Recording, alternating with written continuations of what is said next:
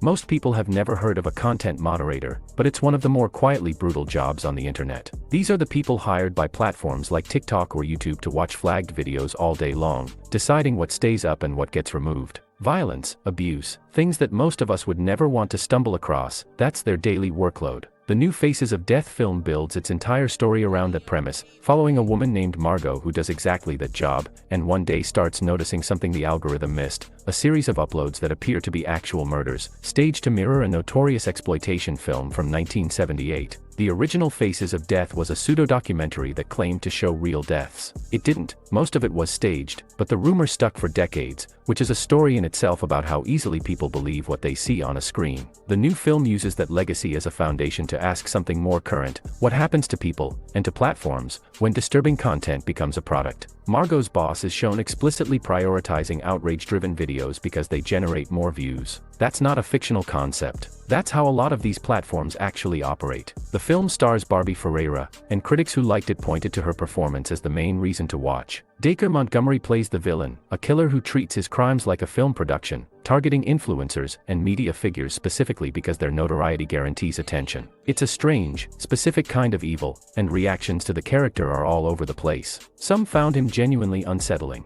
Others thought he veered into unintentional comedy. As for the film overall, it's genuinely divisive. Some critics called it one of the sharper horror films of the year, others called it one of the worst. That split alone tells you something about how uncomfortable the subject matter is to sit with. Fair warning before you watch, this one does not hold back. There is real disturbing footage woven into the film, and multiple reviewers noted they had to look away. If you're sensitive to that kind of content, go in knowing what you're getting into. But if the intersection of social media, violence, and who's responsible for what we consume sounds like something worth thinking about, this film at least tries to have that conversation. If you want more breakdowns like this one, go ahead and subscribe. There's plenty more where this came from.